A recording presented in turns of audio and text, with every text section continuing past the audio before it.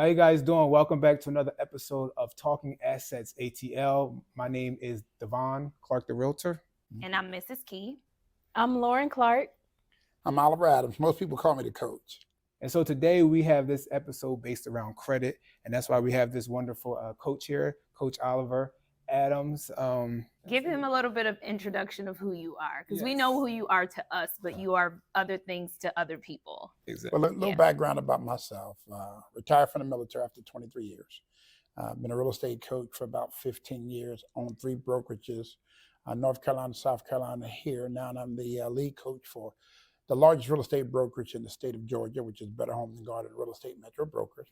Since we're talking about credit, I'll be talking about one of the companies that I've owned, and we've serviced over 12,000 folks with a Better Business Bureau accreditation of an A+, 0 defects, book publisher, all things credit. So hopefully I'm able to add some value to your discussion today to be able to answer some of your questions. I know you're getting them ready, and I'm just gonna make this as simple and as easy as possible. And hopefully you that you're listening to us today will be able to get some clear answers on how to proceed and getting your credit score up from wherever that to the level that you need to in order to purchase a home.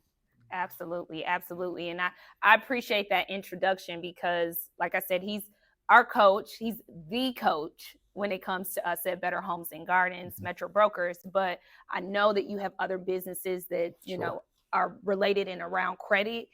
So we're here to, promote those things and just have you guys tap into some other resources as well. But I cannot forget our guest co-host, Lauren Clark. Lauren is also a realtor here at Metro Brokers. We don't have our co-host Jabril and Diamond here today, so it just didn't feel right not having all 4 people. So we're filling in the gaps today. Filling in the gaps today, and I'm sure Lauren, especially as a newer licensee coming into this space of real estate and entrepreneurship, will have some value to add as it pertains to credit as well. Cool. Yeah. So I think we're going to be going situational, I guess, right? Yeah. You got a ton of questions, and you know what? I'm ready. Let's fire it off. So I guess our first question is, why is credit important? Well, the American system decided to come with a algorithm that allowed people to borrow money, especially for big purchases, and using what they call the FICO method, which is the Fair Ising Credit Organization. They came up of that being the #1 model for being able to assess credit worthiness for institutions, banks, and things of that nature to be able to lend people in order to buy assets. So we don't control that. There's 3 large organizations that the models run through, which is Equifax, TransUnion, and Experian. And these folks are billion-dollar organizations, and all they're doing is passing information around about you. Now, on the business side of the house, they have Dun & Bradstreet and some new folks that's coming up. So that's why credit is important, because that algorithm allows the risk factor of an individual to be assessed for the purpose of borrowing. Yeah.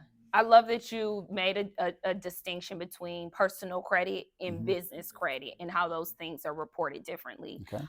As it pertains to our audience, we're going to give y'all bite sizes, okay? Gotcha. And we're going to start with the fundamental and the foundation. And for me, at least, I believe that's the personal credit. Sure, no doubt. I encounter a lot of first-time home buyers, people much like myself who just don't come from a lineage of home ownership. So they're first generation everything. That's right. So we just did not have the foundation. Most of us didn't have that foundation of financial literacy. So our credit's challenged day one. Either we haven't begun to build it or we're working on repairing it. Okay. So first things first, how does one check their credit? Like, how do they check it? How do they read it and understand it? Well, that's 2 questions. I asked you 3, 4. Well, that's no problem. But I lay it on you. Here's the good news is that let's go back to the age of 18. Okay. So at 18, automatically the system generates you a prescribed credit report. And normally it's a low score.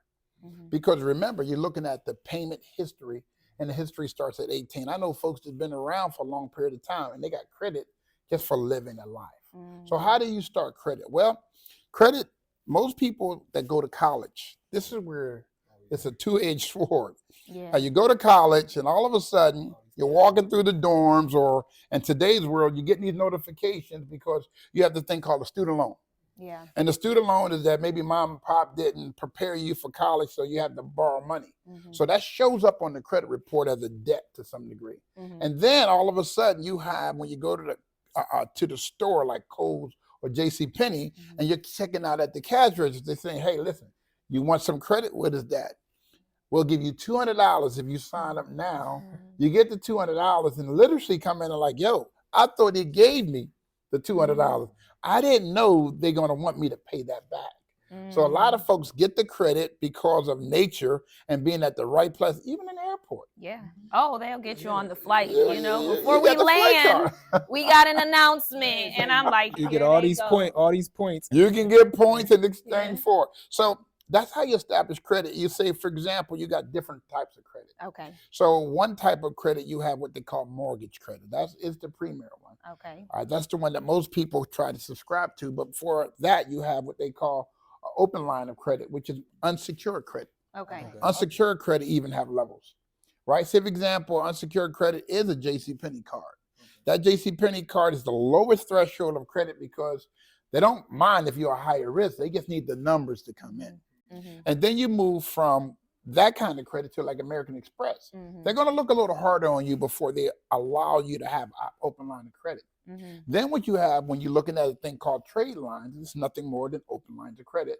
You have a situation called installment. Say, for example, you just got married. Right. And you say, you know what, we just bought a house, and now let's go ahead and look at some furniture.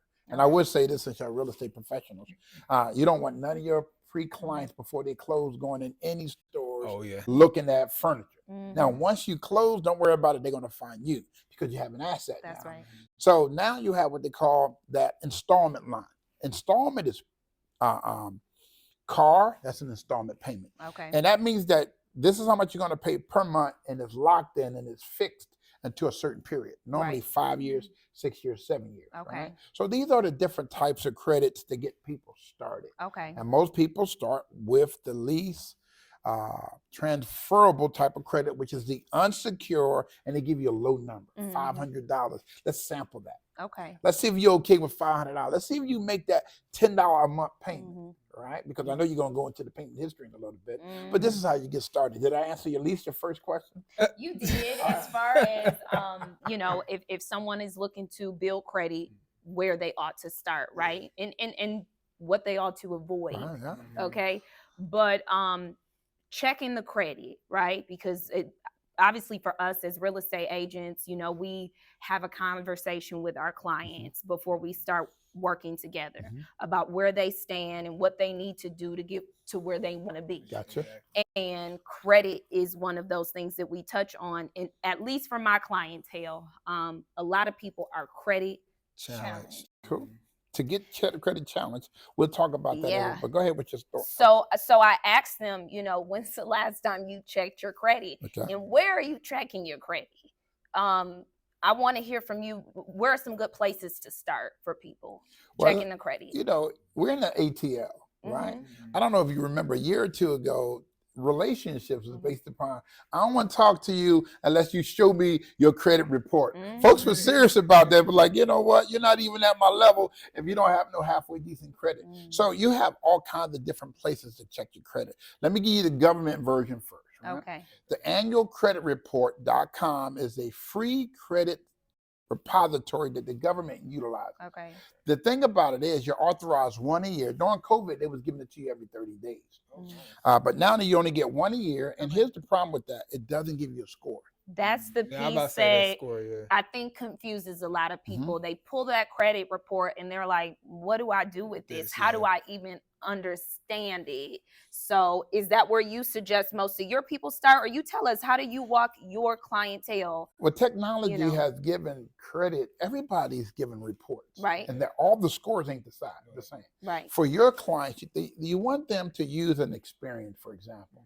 Experian, in my opinion, has the capability of providing you what we call a FICO model. Okay. Right. So you have what they call the FICO model, and then you have what they call the Advantage model. Okay. Advantage is really not predicated on if you're going to buy a house. It's on if you're going to buy a consumer good. Okay. So they may give you extra points there. Your clients may go on and go to Credit Karma And Credit Karma says, hey, listen, your credit score went up, your credit score went down. Mhm. And then you go to the lender, and the lender says, that score has nothing to do with what we're doing here. And then they go, let the air out the balloon. So where do you go? I would start with a free version of Experian. Now, Experian is not local from this particular area because the Equifax covered the East Coast, but they're always sharing data. Okay. So Experian will give you a free FICO score, and it'll at least give you a gauge on where you're at. Okay. So how to establish credit? To establish credit, all you have to do is fill out this simple application. Give me all your information. Now, here's the key. If you're going to apply for credit in any capacity, you want to do all your research in that first 14 days. So that you don't come up with what we call inquiries. And inquiries is when the credit report says, hey, listen, you went somewhere and you applied for this credit. And those points deducted can be anywhere between 3 and 15 points per hit. Okay. So if those individuals out there just applying for credit and not in that short window, then they're losing points on the back end. So you have to watch for that. That's what I tell my clients that come to me that want to do rentals. Even though like you can come to me for rentals, but I try to stay away from them. I'm just being honest. But a lot of, I'll tell them like you want to kind of do that if you're going to apply to a rental, you want to do it within that 14-day window as far as applying for a rental, because like you said, after that it's going to hit your credit again. Yeah. The assessment comes in all at one time. Okay. So whatever the number hit is, that's the number. Whether Okay. you went to 10 different places, that's the number.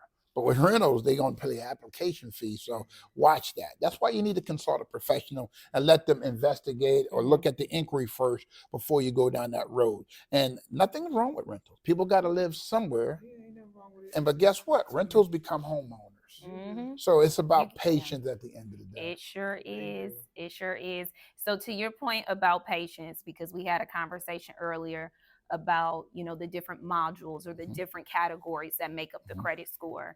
And one of the areas a lot of my clientele, they're challenged with is payment history. We all fall on hard times. Sure. Life is just made up of ups and downs. So when that happens, people by default will let that bill go missed, maybe a couple days or a couple weeks or a couple months. Now the credit score is suffering and that payment history category is not at 100%. Well, there's a couple of things you got to watch for. How do you repair or recover from that? So here's the thing. Credit card, unsecured credit actually runs on a 60-day window. Okay. Not a 30-day window. Okay. So the payment is due January 1st. Say, for example, you missed the payment on January 1st. They cannot just report to your credit bureau. They get you for that first level of extra money called late fee. So they apply that late fee. It takes about 60 days for it to cycle. So if you know you got behind just a little bit, make sure you catch it up by the end of that, before the 59th or the 60th day of the cycle. That's when it reported what we call a R1. A revolving one can go from a revolving one, which is good credit, to a revolving two, which is a 30-day delinquency, because you talked about how do you read the credit report. Yeah. So M1 is mortgage one. I1 is installment one. Okay. And to the algorithm is super important. Okay. So the R is revolving credit. So just know, if you have to rob Peter to pay Paul, get Paul paid by the 55th, 56th day before it turned over. And a lot of times you can call the credit company if this is your first time and get them to waive the late fee. So watch for that. Listen, so I live by, real quick, Devon, I live by you have not because you ask not. Gotcha. So to your point, I have missed a payment, or two, but I have been gotten beyond that 60-day mark. So that's a good piece. But when it happens and they hit you with that late payment fee, because they're going to hit you with that before 60 days. That's probably coming tomorrow. But I have always called my creditors and, hey, as a courtesy, because I'm a loyal customer, I'm going to need you to refund me that fee. Yeah, you waive that for me. Put that back. So I always encourage my clients. I don't know how long it's been since you've missed, that payment or whatever the case may be, but you need to speak with your creditor and see if they will, waive the fee. Go ahead and take care of that. So that's a great point. I was going to say, in regards to with the three bureaus, right? We have Equifax, TransUnion, Experian, right? And I know when people go to get credit their credit report from the different bureaus, it gives them different numbers. So which bureau usually gives you the highest number, which one gives you the lowest number, and which is more of like that medium. Yeah. Well, at the end of the day, I want to go back here, then I'm gonna come back here. Mm-hmm. Because there's a default, right, Okay. on that credit that goes from R1 to R2. Okay. Unfortunately, your credit score can drop 60 to 70 points if you don't catch it by that 59th day. Okay. So that's significant. That change, that puts you back at the end of let's get you done next year, as opposed to go ahead and get that corrected. So then I'm gonna come back here. The best one, because it all depends on when you open that credit line up. Because if you're in the Midwest, I think you're dealing with Experian. If you're on the West Coast, you're dealing with TransUnion. So they report differently based upon where you're locally living. Okay. Right. So I look at the aspect of the medium score, which is they take all three of those scores and they come up with the one in the middle. And there's nothing you can do about that, because I tell folks that if I'm gonna teach credit, I don't want to teach you how to game the system when it comes down to buying a car, buying furniture. I want you to understand how to buy real estate. How to own assets. Come on. That's where the real That's game what we're is at. talking That's where the about real game is at. today. So, Ownership. Which actually brings me to a question I have. I hope I'm not jumping too far No, ahead. no. But so how does credit affect the home buying process? Like, is it the higher your credit score, the less your interest rate, or where does credit really come into play when it comes to those numbers? so you want the game, how the game is really played? Yeah. When you get the 740 on your credit score, the institution don't care anymore. As far as they're concerned, you're maxed. You have a 740 credit score. To them, to the lending institution, they're looking at a person at 850. Right? So they're still looking at your behavior, and then they look at this thing called debt to income ratio. Yep. Right? So you got a great credit score, but you might be maxed out. And like even on this notes here, we're going to talk about those 5, the payment history, the actual aspect of amounts owed. They don't want you to have a high debt ratio. Most lenders like the fact of having below 35%. Is that hard? Very hard. Because if you got a card that can go $1,000 and you running $750, why can't I use it? Yeah. So it becomes the issue. So knowing how to use credit wisely is really where the real game is at. You're supposed to use credit for 2 things. One, use credit to make money. Period. That's why the house proposition is so important. Yeah. And if you got to use credit for regular purchases, everybody say pay it off the next month. Well, that's hard. You look at your bank account, you look at that, and you know you got some room, but let me give them the minimum. And that minimum traps keeps you in a debt for years. So you got to make some decisions. And that's where the habits of having a plan and seeing y'all guys about how you really get on that road called straight comes to fruition. So did I answer your question? Or did I leave one out? You gave her the game, right? But to her question about how it plays into the lending piece, right? So it plays from an aspect of they want to see your behavior. Okay. Let me see if you're okay with borrowing a little bit of money before I let you go into the world of borrowing a lot of money. Then they want to look at your job stability. Do you know what you make has nothing to do with your credit report? Did y'all know that? It has nothing to do with how much you make. Well, I think I wonder, is that the reason why if you go to get a credit card, you can just put in whatever amount? I don't know. I'm just because they ask you that and people just put in random amounts even though they don't make that, you know. I don't know. I don't know if that coincides. Remember, we got 2 versions there. You got the buy everything else mindset, and then you got to buy the asset. Right. So when you go and buy everything else that's unsecured, they really can't come and get it. Okay. Right? They want something they can say, this is an asset. Not only we're lending you this money for the purpose of the house, we know that we can come get this if you don't act right. Right. So they want to set up all the parameters so that that asset can be reacquired. Now, cars is installment. They can say, okay, then we're going to put a low jack on your car. You ain't paying. We're going to come get the car. But what are you going to do about coming out of Kohl's, coming out of Phipps? You can't come back and get the furniture. That's true. You can't come back and get the clothing. So that's why they're 2 different categories. So to buy a house, why is it important? It's because they're looking at the aspect of your debt to income ratio. They're looking at the aspect of your behavior, and they're looking at the aspect of how much money you're trying to purchase, how much money you're trying to borrow. Right. Right. That's why it takes 30, sometimes 45 days. Yeah, I get you done in 21 days until you start. Next thing you know, that 21 days turn out to be a little longer because they dig deeper. And it's like a colonoscopy. They really want to figure out, will you pay me back? Unless, here's the game. If you got money to put down, then they're ready to take a little higher risk. You gotta have some skin in the game. You gotta have some skin in the game. Not like with this car, but with this house. Listen, if I give it to you at par, I might not make no money. But if you're gonna put some money down, or you gotta come in with a government-backed program where the government says, I'm gonna co-sign for them because they met the minimum requirements. And if something go wrong, you're dealing with both of us versus dealing with that person. No, that's a great way to segue to if you are someone who is credit challenged, you know, for lack of better words, or you don't feel like you're quite positioned yet to purchase, have a conversation with us so you can have a conversation with one of our preferred lenders. Because to your point, I'm not going to say there's ways to get around credit, because we do want y'all to have that, you know, fundamentally in foundation before you take on the responsibility of paying someone's mortgage.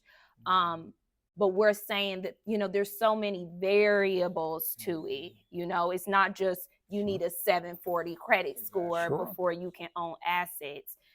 You know, if you put some money down, if you got some skin in the game, we can work it out. So that's a great point. Did you guys have any more questions? Any situationals? Because we come into the expert with our situationals. Payment history. I'm sorry, I got to go back to it. Go ahead. Payment history. How do you recover from it? We're past the 59th day. It's hit the credit report. We went from a R1 revolving credit to an R2. You know, what do you do? Most people with R6, R7, R8. Oh, I didn't even know it went that far. Yeah, it goes all the way up to 6 months. That owner of the money is going to try for 6 months to get their money. Okay. And while they're taking this time, they're really bashing your credit. The key to it is not to have multiple chips to fall at the same time. So you might have 4 accounts, and if all 4 of them are delinquent, the recovery period may take years, right? Even if you try to pay these folks off, it is still show a coloration that says that this happened during this time. Now, if something specific, maybe health, maybe COVID, that everybody might experience, they could be lenient. But if they're saying that you lost your job and you couldn't pay your bills, now you got a new job and you're still not paying your bills, these things add up to, we never tell a person no. Everybody qualifies to buy a house. Now, you might think I'm crazy, but everybody qualifies to buy a house, but it might not be now. Right. So that's why you come and get the plan from your real estate professional. They put together a plan. You got to be transparent. When you go to your real estate professional, you got to say, okay, this is where I'm at. So at that time, they can recommend the right preferred vendor to work with you, because they know who are so you have different tiers of lenders as well. Just like you got American Express and you got JCPenney. You have companies like Better Homes and Gardens that have Metro Broker Finances that use different brokerage, and they shop the loan. So sometimes you have to figure out where the individual will take a higher risk in exchange for. The house may be in a great location that is appreciating. So this is why y'all job is so important. They say that you are a counselor, you are a buddy, you are a financial advisor, attorney. You are a real estate. You have all of these hats, but here's the problem. If your clients don't tell you the truth in confidence, when the doors close and y'all talking, then it's going to be hard for you to help them, because it's going to show up, if you're sincere, it's going to present itself like, here's a situation, I'm sorry that I didn't tell you. Like, oh, if you would have told me, I would have used this preferred person that are a little more lenient, right? So you have to communicate openly with your real estate professionals so that collectively y'all can come up with a strategy that might work. It seemed like we're talking credit, but we're still talking that middle person, which is the real estate professional who's surrounding all of these particular behavior aspects that can guide you in the right way. And guess what? What if a person, you send them to a lender and they don't qualify? Do we forget about them? No, absolutely not. Are they clients for life? Yeah, they definitely are. The lender could put you in the right place as far as telling you what you can do, the steps you can take to get to the end and goal of purchasing the house in the long run. So we're not just going to leave you out to hang dry, you know. We're going to make sure we're here to hold you accountable to your goals. That's right. That's right. And that's, so when we talk about just, you know, spewing real estate verbiage right now, the ideal buyer, right, being ready, willing, and able. You know, I had to like go back and redefine what my ideal customer or client Okay. looked like, right? And I took out the ready piece, I took out the able piece, and it was willing stuck out for me. And willing for me was willing to do whatever it takes for however long it takes to get where you want to be. You know, so you touched on some great steps and some great tips as far as, you know, these things do take time. You know, it's not an overnight we gonna fix and repair the credit today. No, you got to put in the work, and sometimes you got to pay these people. Okay. Well, you know what? This is a good point. Everybody don't need to get paid. Oh, Coach, what are you talking about? That's true though. You know, the key to it, once that debt is sold, Mhm. at 6 months, they write off the debt. Okay. The primary lender writes the debt off. Then the secondary person buys the debt, $15, 15 cents on a dollar, 20 cents on a dollar. Now, these individuals start looking for you. They start hunting you down. And so the key to it is, this is a coaching tip. Yeah. Never answer the phone with these folks calling you. And if you pick up the phone, they're going to ask you to then I speak the key, please. Is this key? Once you say yes, they start doing what they call, it's what they call a date of last activity. Some people are on year 5 or year 6 of this thing just disappearing on its own, because it takes 7 years for it to be removed unless it's a bankruptcy. All right. So if you live long enough, you can correct your credit. So some of you guys can buy right now, not knowing that you've already been in the penalty box or been set aside. So this is why you got to come back now. But if you start a new conversation with one of these new credit collection companies, you can start the 7 years all over again. So you have to watch that. So you don't pick up the phone right away, is what you're saying, but you do pick up the phone eventually to start it over. Never talking to a person over the phone about negotiating the debt. Okay. What you do is that you want to challenge the debt by validating the debt. Okay. By validating the debt. And the way you validate a debt is in writing. Right? Okay. I am the person you say, oh, and I'm asking you to prove, how did you come up with this number? How much you think I owe you? When did you capture this? And if they answer these things incorrectly, the proof of that response, go to the credit bureau. You tell them, move that stuff off my credit report. How did they accumulate all this extra interest and fees and things of that nature? They weren't even the primary lender. Right. And 4 to 5 times when the debt is sold, not all the information transfer. And that's how people have been utilizing the system, the gaming portion, to make sure that they don't pay debts that are not accurately reported. It must be 100% accurate. Even if it's $1 off, it is invalid and it got to move. I have a question, because I had somebody that went through a similar situation, and what they did is that they know they owed whatever, second party came and bought it, whatever, pennies on a dollar. And then they went to, as far as when it came to them answering the phone, they just were like, well, can I negotiate this amount to pay you? And they let them pay it, and then they cleared it off. They settled. They paid a different amount though. So outside of the amount that originally was, if it was, say, I'm just going to use a practical number. Say it was like $1,000. They said, I'll pay you $100. And they said, okay. So here's the problem with that.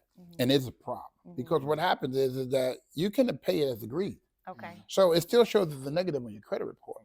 If you didn't negotiate to pay as agreed and to remove it from the person that's not the original creditor, then when you go to credit, I gave them the $1,000. They said we paid as agreed. Yes, it stays on the credit report. So you have to say paid as agreed and removed. Period. That's why you have to have the right. You have to have the right system. So I'm gonna give you please, something, right? Please give it to us, because this is too complicated, and I don't have. Free. I'm paying them people. Creditcoachingsystem.com. Right, 100% free to the public. 18 years, Better Business Bureau, 0 complaints. Right, and I would hate to just give them that because it's unattached to you. Right. It's unattached to you. Right. So, but when they go there, all the tools that they need to be successful in challenging it, because people ain't they'll take your money, but they're gonna say, okay, then they paid me and I gave them credit for it, but it stays on the report for 7 years. Right. Now, after 4 or 5 years, the weight of that negative credit is not the same. That's why you don't want to give them all that money, right? If you settle. Me, I only settle when you can prove it without a shadow of a doubt in writing. Then I said, okay, then let's make some concession in exchange for whatever I'm going to give you, but I need that to be removed. And can they do it? Yes, because the original person, their stuff posted on your report still stays. Mm, Remember, they got the zero balance and they wrote it off for tax purposes. mhm. It's the secondary person that's coming at you trying to get some additional revenue, and that I don't got it. I don't got it. This is what I got. Make it disappear in writing. You sign it, I sign it. We make that happen. That's what I say when they call. So when I pick up, I just say, I ain't got it. I don't got it, or it would have been paid. So goodbye. But you really explained that in a very simplified way. I feel like there's a lot of media outlets, you know, where people are talking about, you know, hacks for repairing and building and improving Sure. credit.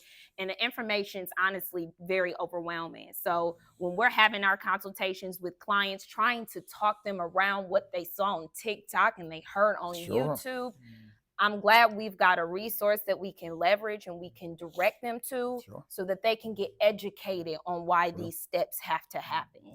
You know, so thank you so much, Coach. Before we kind of exit out, did you have another question, or you? Because I saw I you did start. want to ask one Look, question. She said, Does- since we bringing up clients, I'm like, I saw I was about to talk, but then Does medical and health bills affect your credit?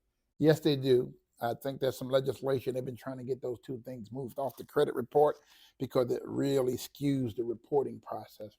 But it does have an impact on it.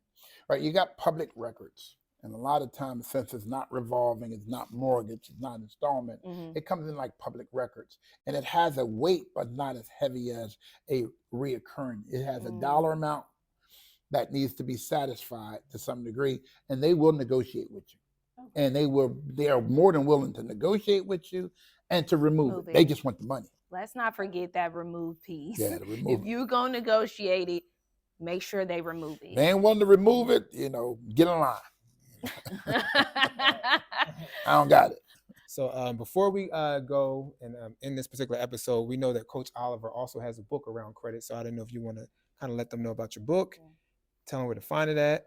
Well, you know, I got a splash page out there that says Fix Your Credit, transformyourlife.com, because I had so many questions about it. So let me just write the book on it. Okay. And the book is really simple, straightforward, 5 steps to getting your credit fixed.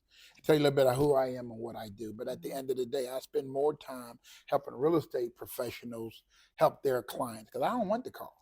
I'm not trying to make more money. I'm just trying to get them to make sure that their clients get a house. Yeah. Right? He said he's napping at 3:30. It's 2:30 right now, so don't call him. Yeah, don't call me. Call your real estate agent. And they'll help you with the tools. Yeah. So. Well, this has been really good. We appreciate you taking the time to not just educate our audience, but educate us as professionals so we can counsel them around credit. Thank you, Lauren, for being a guest co-host and keeping the conversation going. We hope that y'all found value in this. If y'all have any questions as it pertains to credit, you know, feel free to reach out to us. We're at Talking Assets ATL on Instagram, TikTok, YouTube, Facebook. You can pretty much find us anywhere. Leave us your feedback in the comments. If you want us to unpack this topic a little further, we would love to revisit it with you. But it's been great, y'all. I'm pleased with the outcome of this conversation. For sure. And before we sign off, Coach Oliver's book, we're going to put a link below as far as on the YouTube page. And don't forget you can hear Audible wise as far as Amazon Music and then also on Spotify. All right. Well, peace. We'll talk to y'all later. Peace. Bye-bye.